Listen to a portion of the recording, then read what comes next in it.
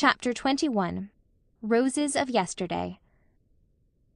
The fortnight Anne spent in Bolingbroke was a very pleasant one, with a little undercurrent of vague pain and dissatisfaction running through it whenever she thought about Gilbert. There was not, however, much time to think about him. Mount Holly, the beautiful old Gordon homestead, was a very gay place, overrun by Phil's friends of both sexes. There was quite a bewildering succession of drives, dances, picnics, and boating parties, all expressively lumped together by Phil under the head of jamborees. Alec and Alonzo were so constantly on hand that Anne wondered if they ever did anything but dance attendance on that will-o'-the-wisp of a Phil. They were both nice, manly fellows, but Anne would not be drawn into any opinion as to which was the nicer. "And I depended so on you to help me make up my mind which of them I should promise to marry," mourned Phil. "You must do that for yourself. You are quite expert at making up your mind as to whom other people should marry," retorted Anne, rather caustically. "Oh, that's a very different thing," said Phil truly. But the sweetest incident of Anne's sojourn in Bolingbroke was the visit to her birthplace, the little shabby yellow house in an out-of-the-way street she had so often dreamed about. She looked at it with delighted eyes as she and Phil turned in at the gate. "It's almost exactly as I've pictured it," she said. "There is no honeysuckle over the windows, but there is a lilac tree by the gate, and yes, there are the muslin curtains in the windows. How glad I am it is still painted yellow." A very tall, very thin woman opened the door. "Yes, the Shirleys lived here 20 years ago," she said, in answer to Anne's question. "They had it rented. I remember 'em. They both died of fever at once. It was terrible sad. They left a baby. I guess it's dead long ago. It was a sickly thing. Old Thomas and his wife took it, as if they hadn't enough of their own." "It didn't die," said Anne, smiling. "I was that baby." "You don't say so! Why, you have grown," exclaimed the woman, as if she were much surprised that Anne was not still a baby. "Come to look at you, I see the resemblance. You're complected like your pa. He had red hair. But you favor your ma in your eyes and mouth. She was a nice little thing. My darter went to school to her and was nigh crazy about her. They was buried in the one grave, and the school board put up a tombstone to them as a reward for faithful service. Will you come in?" "Will you let me go all over the house?" asked Anne eagerly. "Laws, yes, you can if you like. 'Twon't take you long. There ain't much of it. I'll keep in my man to build a new kitchen, but he ain't one of your hustlers. The parlor's in there, and there's 2 rooms upstairs. Just prowl about yourselves. I've got to see the baby. The east room was the one you were born in. I remember your ma saying she loved to see the sun rise, and I mind hearing that you was born just as the sun was rising, and its light on your face was the first thing your ma saw." Anne went up the narrow stairs and into that little east room with a full heart. It was as a shrine to her. Here her mother had dreamed the exquisite happy dreams of anticipated motherhood. Here that red sunrise light had fallen over them both in the sacred hour of birth. Here her mother had died. Anne looked about her reverently, her eyes filled with tears. It was for her one of the jeweled hours of life that gleam out radiantly forever in memory. "Just to think of it! Mother was younger than I am now when I was born," she whispered. When Anne went downstairs, the lady of the house met her in the hall. She held out a dusty little packet tied with faded blue ribbon. "Here's a bundle of old letters I found in that closet upstairs when I came here," she said. "I don't know what they are. I never bothered to look in 'em. But the address on the top one is Miss Bertha Willis, and that was your ma's maiden name. You can take 'em if you'd keer to have 'em." "Oh, thank you, thank you!" cried Anne, clasping the packet rapturously. "That was all that was in the house," said her hostess. "The furniture was all sold to pay the doctor bills, and Mrs. Thomas got your ma's clothes and little things. I reckon they didn't last long among that drove of Thomas youngsters. They was destructive young animals, as I mind 'em." "I haven't one thing that belonged to my mother," said Anne chokily. I can never thank you enough for these letters." "You're quite welcome. Laws, but your eyes is like your ma's. She could just about talk with hers. Your father was sort of homely, but awful nice. I mind hearing folks say when they was married that there never was two people more in love with each other. Poor creatures, they didn't live much longer, but they was awful happy while they was alive, and I s'pose that counts for a good deal." Anne longed to get home to read her precious letters, but she made one little pilgrimage first. She went alone to the green corner of the old Bolingbroke cemetery where her father and mother were buried, and left on their grave the white flowers she carried. Then she hastened back to Mount Holly, shut herself up in her room, and read the letters. Some were written by her father, some by her mother. There were not many, only a dozen in all, for Walter and Bertha Shirley had not been often separated during their courtship. The letters were yellow and faded and dim, blurred with the touch of passing years. No profound words of wisdom were traced on the stained and wrinkled pages, but only lines of love and trust. The sweetness of forgotten things clung to them, the far-off, fond imaginings of those long-dead lovers. Bertha Shirley had possessed the gift of writing letters which embodied the charming personality of the writer in words and thoughts that retained their beauty and fragrance after the lapse of time. The letters were tender, intimate, sacred. To Anne, the sweetest of all was the one written after her birth to the father on a brief absence. It was full of a proud young mother's accounts of baby, her cleverness, her brightness, her thousand sweetnesses. "I love her best when she is asleep, and better still when she is awake," Bertha Shirley had written in the postscript. Probably it was the last sentence she had ever penned. The end was very near for her. "This has been the most beautiful day of my life," Anne said to Phil that night. "I've found my father and mother. Those letters have made them real to me. I'm not an orphan any longer. I feel as if I had opened a book and found roses of yesterday, sweet and beloved, between its leaves." End of Chapter 21. Chapter 22. Spring and Anne return to Green Gables. The firelight shadows were dancing over the kitchen walls at Green Gables, for the spring evening was chilly. Through the open east window drifted in the subtly sweet voices of the night. Marilla was sitting by the fire, at least in body. In spirit she was roaming olden ways, with feet grown young. Of late Marilla had thus spent many an hour, when she thought she should have been knitting for the twins. "I suppose I'm growing old," she said. Yet Marilla had changed but little in the past 9 years, save to grow something thinner and even more angular. There was a little more gray in the hair that was still twisted up in the same hard knot, with 2 hairpins—were they the same hairpins?—still stuck through it. But her expression was very different. The something about the mouth which had hinted at a sense of humor had developed wonderfully. Her eyes were gentler and milder, her smile more frequent and tender. Marilla was thinking of her whole past life, her cramped but not unhappy childhood, the jealously hidden dreams and the blighted hopes of her girlhood, the long, gray, narrow, monotonous years of dull middle life that followed. And the coming of Anne, the vivid, imaginative, impetuous child with her heart of love and her world of fancy, bringing with her color and warmth and radiance, until the wilderness of existence had blossomed like the rose. Marilla felt that out of her 60 years she had lived only the 9 that had followed the advent of Anne. And Anne would be home tomorrow night. The kitchen door opened. Marilla looked up, expecting to see Mrs. Lynde.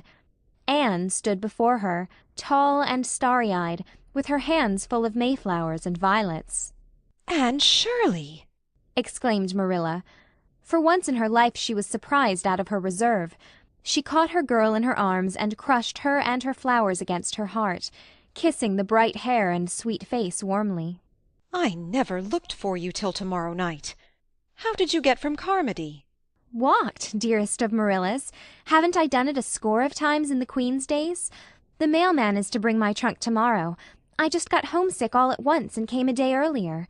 And oh, I've had such a lovely walk in the May twilight. I stopped by the Barrens and picked these Mayflowers. I came through Violet Vale. It's just a big bowl full of violets now, the dear sky-tinted things. Smell them, Marilla. Drink them in." Marilla sniffed obligingly, but she was more interested in Anne than in drinking violets. Sit down, child. You must be real tired. I'm going to get you some supper. "There's a darling moonrise behind the hills tonight, Marilla, and oh, how the frogs sang me home from Carmody. I do love the music of the frogs. It seems bound up with all my happiest recollections of old spring evenings. And it always reminds me of the night I came here first. Do you remember it, Marilla?" Well, yes, said Marilla with emphasis. I'm not likely to forget it ever. "They used to sing so madly in the marsh and brook that year. I would listen to them at my window in the dusk and wonder how they could seem so glad and so sad at the same time. Oh, but it's good to be home again. Redmond was splendid and Bolingbroke delightful, but Green Gables is home." Gilbert isn't coming home this summer, I hear, said Marilla. "No." Something in Anne's tone made Marilla glance at her sharply, but Anne was apparently absorbed in arranging her violets in a bowl. "See, aren't they sweet?" she went on hurriedly. "The year is a book, isn't it, Marilla? Spring's pages are written in mayflowers and violets, summer's in roses, autumn's in red maple leaves, and winter in holly and evergreen." Did Gilbert do well in his examinations? persisted Marilla. "Excellently well. He led his class. But where are the twins and Mrs. Lynde?" Rachel and Dora are over at Mr. Harrison's. Davy is down at Boulter's. I think I hear him coming now. Davy burst in, saw Anne, stopped, and then hurled himself upon her with a joyful yell. "Oh, Anne, ain't I glad to see you! Say, Anne, I've grown 2 inches since last fall. Mrs. Lynde measured me with her tape today. And say, Anne, see my front tooth. It's gone. Mrs. Lynde tied one end of a string to it and the other end to the door, and then shut the door. I sold it to Milty for 2 cents. Milty's collecting teeth." What in the world does he want teeth for? asked Marilla. "To make a necklace for playing Indian chief," explained Davy, climbing upon Anne's lap. "He's got 15 already, and everybody else is promised, so there's no use in the rest of us starting to collect, too. I tell you the Boulters are great business people." Were you a good boy at Mrs. Boulter's? asked Marilla severely. "Yes, but say, Marilla, I'm tired of being good." "You'd get tired of being bad much sooner, Davy boy," said Anne. "Well, it'd be fun while it lasted, wouldn't it?" persisted Davy. "I could be sorry for it afterwards, couldn't I?" "Being sorry wouldn't do away with the consequences of being bad, Davy. Don't you remember the Sunday last summer when you ran away from Sunday school?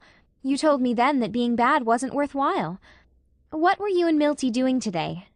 "Oh, we fished and chased the cat and hunted for eggs and yelled at the echo. There's a great echo in the bush behind the Boulter barn. Say, what is Echo, Anne? I want to know." Echo is a beautiful nymph, Davy, living far away in the woods and laughing at the world from among the hills. "What does she look like?" Her hair and eyes are dark, but her neck and arms are white as snow. No mortal can ever see how fair she is. She's fleeter than a deer, and that mocking voice of hers is all we can know of her. You can hear her calling at night. You can hear her laughing under the stars, but you can never see her. She flies afar if you follow her, and laughs at you always just over the next hill. "Is that true, Anne, or is it a whopper?" demanded Davy, staring. "Davy," said Anne despairingly, "haven't you sense enough to distinguish between a fairy tale and a falsehood?" "Then what is it that sasses back from the Boulter bush? I want to know," insisted Davy. "When you are a little older, Davy, I'll explain it all to you." The mention of age evidently gave a new turn to Davy's thoughts, for after a few moments of reflection, he whispered solemnly, "Anne, I'm going to be married." "When?" asked Anne with equal solemnity. "Oh, not until I'm grown up, of course." "Well, that's a relief, Davy. Who is the lady?" "Stella Fletcher. She's in my class at school. And say, Anne, she's the prettiest girl you ever saw. If I die before I grow up, you'll keep an eye on her, won't you?" Davy Keith, do stop talking such nonsense, said Marilla severely. "'Tisn't nonsense," protested Davy in an injured tone. "She's my promised wife, and if I was to die she'd be my promised widow, wouldn't she? And she hasn't got a soul to look after her except her old grandmother." Come and have your supper, Anne, said Marilla. And don't encourage that child in his absurd talk. End of chapter 22. Chapter 23. Paul cannot find the Rock People. Life was very pleasant in Avonlea that summer, although Anne, amid all her vacation joys, was haunted by a sense of something gone which should be there. She would not admit, even in her inmost reflections, that this was caused by Gilbert's absence. But when she had to walk home alone from prayer meetings and AVIS powwows, while Diana and Fred and many other gay couples loitered along the dusky, starlit country roads, there was a queer, lonely ache in her heart which she could not explain away. Gilbert did not even write to her, as she thought he might have done. She knew he wrote to Diana occasionally, but she would not inquire about him, and Diana, supposing that Anne heard from him, volunteered no information. Gilbert's mother, who was a gay, frank, light-hearted lady, but not overburdened with tact, had a very embarrassing habit of asking Anne, always in a painfully distinct voice, and always in the presence of a crowd, if she had heard from Gilbert lately. Poor Anne could only blush horribly and murmur, "Not very lately," which was taken by all, Mrs. Blythe included, to be merely a maidenly evasion. Apart from this, Anne enjoyed her summer. Priscilla came for a merry visit in June, and when she had gone, Mr. and Mrs. Irving, Paul, and Charlotta the Fourth came home for July and August. Echo Lodge was the scene of gaieties once more, and the echoes over the river were kept busy mimicking the laughter that rang in the old garden behind the spruces. Miss Lavendar had not changed, except to grow even sweeter and prettier. Paul adored her, and the companionship between them was beautiful to see. "But I don't call her Mother just by itself," he explained to Anne. "You see, that name belongs to just my own little mother, and I can't give it to anyone else, you know, teacher. But I call her Mother Lavendar, and I love her next best to Father. I even love her a little better than you, teacher." "Which is just as it ought to be," answered Anne. Paul was 13 now, and very tall for his years. His face and eyes were as beautiful as ever, and his fancy was still like a prism, separating everything that fell upon it into rainbows. He and Anne had delightful rambles to wood and field and shore. Never were there two more thoroughly kindred spirits. Charlotta the Fourth had blossomed out into young ladyhood. She wore her hair now in an enormous pompadour, and had discarded the blue ribbon bows of Auld Lang Syne, but her face was as freckled, her nose as snubbed, and her mouth and smiles as wide as ever. "You don't think I talk with a Yankee accent, do you, Miss Shirley, ma'am?" she demanded anxiously. "I didn't notice it, Charlotta." "I'm real glad of that. They said I did at home, but I thought likely they just wanted to aggravate me. I don't want no Yankee accent. Not that I've a word to say against the Yankees, Miss Shirley, ma'am. They're real civilized, but give me old P.E. Island every time." Paul spent his first fortnight with his grandmother Irving in Avonlea. Anne was there to meet him when he came, and found him wild with eagerness to get to the shore. Nora and the Golden Lady and the twin sailors would be there. He could hardly wait to eat his supper. Could he not see Nora's elfin face peering around the point, watching for him wistfully? But it was a very sober Paul who came back from the shore in the twilight. "Didn't you find your Rock People?" asked Anne. Paul shook his chestnut curls sorrowfully. "The twin sailors and the Golden Lady never came at all," he said. "Nora was there, but Nora is not the same, teacher. She's changed." "Oh, Paul, it is you who are changed," said Anne. "You have grown too old for the Rock People. They like only children for playfellows. I am afraid the twin sailors will never again come to you in the pearly, enchanted boat with the sail of moonshine, and the Golden Lady will play no more for you on her golden harp. Even Nora will not meet you much longer. You must pay the penalty of growing up, Paul. You must leave Fairyland behind you." You two talk as much foolishness as ever you did, said old Mrs. Irving. half indulgently, half reprovingly. "Oh, no, we don't," said Anne, shaking her head gravely. "We are getting very, very wise, and it is such a pity. We are never half so interesting when we have learned that language is given us to enable us to conceal our thoughts." But it isn't. It is given us to exchange our thoughts, said Mrs. Irving seriously. She had never heard of Talleyrand and did not understand epigrams.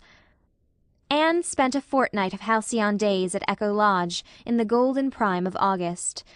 While there she incidentally contrived to hurry Ludovic's speed in his leisurely courting of Theodora Dix, as related duly in another chronicle of her history. Arnold Sherman, an elderly friend of the Irvings, was there at the same time, and added not a little to the general pleasantness of life.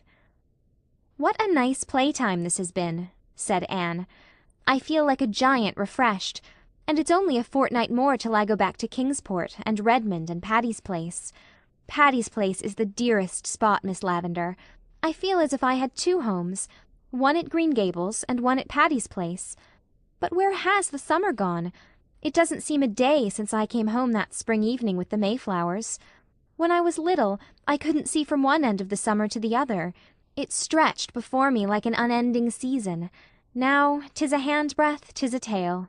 Anne, are you and Gilbert Blythe as good friends as you used to be? asked Miss Lavendar quietly. "I am just as much Gilbert's friend as I ever was, Miss Lavendar." Miss Lavendar shook her head. I see something's gone wrong, Anne. I'm going to be impertinent and ask what. Have you quarreled? "No, it's only that Gilbert wants more than friendship, and I can't give him more." Are you sure of that, Anne? "Perfectly sure." I'm very, very sorry. "I wonder why everybody seems to think I ought to marry Gilbert Blythe," said Anne petulantly. Because you were made and meant for each other, Anne, that is why. You needn't toss that young head of yours. It's a fact. End of Chapter 23. Chapter 24. Enter Jonas. Prospect Point, August 20th. Dear Anne, spelled with an E. Wrote Phil. I must prop my eyelids open long enough to write you. I've neglected you shamefully this summer, honey, but all my other correspondents have been neglected too. I have a huge pile of letters to answer, so I must gird up the loins of my mind and hoe in. Excuse my mixed metaphors. I'm fearfully sleepy. Last night Cousin Emily and I were calling at a neighbor's. There were several other callers there, and as soon as those unfortunate creatures left, our hostess and her 3 daughters picked them all to pieces. I knew they would begin on Cousin Emily and me as soon as the door shut behind us. When we came home, Mrs. Lilly informed us that the aforesaid neighbor's hired boy was supposed to be down with scarlet fever. You can always trust Mrs. Lilly to tell you cheerful things like that. I have a horror of scarlet fever. I couldn't sleep when I went to bed for thinking of it. I tossed and tumbled about, dreaming fearful dreams when I did snooze for a minute, and at 3 I wakened up with a high fever, a sore throat, and a raging headache. I knew I had scarlet fever. I got up in a panic and hunted up Cousin Emily's doctor book to read up the symptoms. And I had them all. So I went back to bed, and knowing the worst, slept like a top the rest of the night. Though why a top should sleep sounder than anything else I never could understand. But this morning I was quite well, so it couldn't have been the fever. I suppose if I did catch it last night, it couldn't have developed so soon. I can remember that in daytime, but at 3 o'clock at night I never can be logical. I suppose you wonder what I'm doing at Prospect Point. Well, I always like to spend a month of summer at the shore, and father insists that I come to his second cousin Emily's select boarding house at Prospect Point.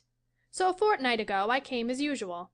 And as usual, old Uncle Mark Miller brought me from the station with his ancient buggy, and what he calls his generous purpose horse. He is a nice old man, and gave me a handful of pink peppermints. Peppermints always seemed to me such a religious sort of candy. I suppose because when I was a little girl Grandmother Gordon always gave them to me in church. Once I asked, referring to the smell of peppermints, "Is that the odor of sanctity?" I didn't like to eat Uncle Mark's peppermints because he just fished them loose out of his pocket, and had to pick some rusty nails and other things from among them before he gave them to me. But I wouldn't hurt his dear old feelings for anything, so I carefully sowed them along the road at intervals. When the last one was gone, Uncle Mark said, a little rebukingly, "Ye shouldn't ate all them candies to onct, Miss Phil. You'll likely have the stomach ache." Cousin Emily has only 5 boarders besides myself, 4 old ladies and 1 young man.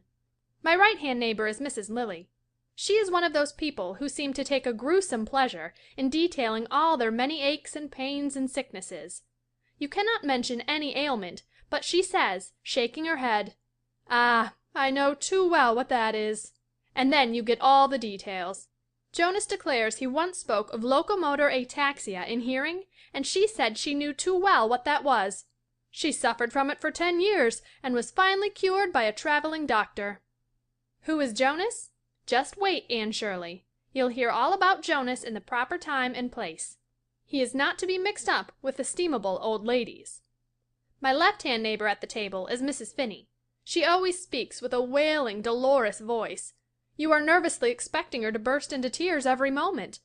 She gives you the impression that life to her is indeed a vale of tears, and that a smile, never to speak of a laugh, is a frivolity truly reprehensible. She has a worse opinion of me than Aunt Jamesina, and she doesn't love me hard to atone for it, as Auntie J does either. Miss Maria Grimsby sits catty-corner from me. The first day I came I remarked to Miss Maria that it looked a little like rain, and Miss Maria laughed. I said the road from the station was very pretty, and Miss Maria laughed. I said there seemed to be a few mosquitoes left yet, and Miss Maria laughed. I said that Prospect Point was as beautiful as ever, and Miss Maria laughed. If I were to say to Miss Maria, "My father has hanged himself, my mother has taken poison, my brother is in the penitentiary, and I am in the last stages of consumption," Miss Maria would laugh. She can't help it. She was born so, but it is very sad and awful. The 5th old lady is Mrs. Grant. She is a sweet old thing, but she never says anything but good of anybody, and so she is a very uninteresting conversationalist. And now for Jonas, Anne. That first day I came I saw a young man sitting opposite me at the table, smiling at me as if he had known me from my cradle. I knew, for Uncle Mark had told me, that his name was Jonas Blake, that he was a theological student from St. Columbia, and that he had taken charge at the Point Prospect Mission Church for the summer. He is a very ugly young man. Really the ugliest man I've ever seen. He has a big, loose-jointed figure with absurdly long legs. His hair is tow color and lank, his eyes are green, and his mouth is big, and his ears—but I never think about his ears if I can help it. He has a lovely voice. If you shut your eyes he is adorable, and he certainly has a beautiful soul and disposition. We were good chums right away. Of course he is a graduate of Redmond, and that is a link between us. We fished and boated together, and we walked on the sands by moonlight. He didn't look so homely by moonlight, and oh, he was nice. Niceness fairly exhaled from him. The old ladies, except Mrs. Grant, don't approve of Jonas, because he laughs and jokes, and because he evidently likes the society of frivolous me better than theirs. Somehow, Anne, I don't want him to think me frivolous. This is ridiculous. Why should I care what a tow-haired person called Jonas, whom I never saw before, thinks of me? Last Sunday Jonas preached in the village church. I went, of course, but I couldn't realize that Jonas was going to preach. The fact that he was a minister, or going to be one, persisted in seeming a huge joke to me. Well, Jonas preached, and by the time he had preached 10 minutes I felt so small and insignificant that I thought I must be invisible to the naked eye. Jonas never said a word about women, and he never looked at me. But I realized then and there what a pitiful, frivolous, small-souled little butterfly I was, and how horribly different I must be from Jonas's ideal woman. She would be grand and strong and noble. He was so earnest and tender and true. He was everything a minister ought to be. I wondered how I could ever have thought him ugly, but he really is, with those inspired eyes and that intellectual brow, which the roughly falling hair hid on weekdays. It was a splendid sermon, and I could have listened to it forever, and it made me feel utterly wretched. Oh, I wish I were like you, Anne. He caught up with me on the road home, and grinned as cheerfully as usual. But his grin could never deceive me again. I had seen the real Jonas. I wondered if he could ever see the real Phil, whom nobody, not even you, Anne, has ever seen yet. "Jonas," I said, I forgot to call him Mr. Blake. Wasn't it dreadful? But there are times when things like that don't matter. Jonas, you were born to be a minister. You couldn't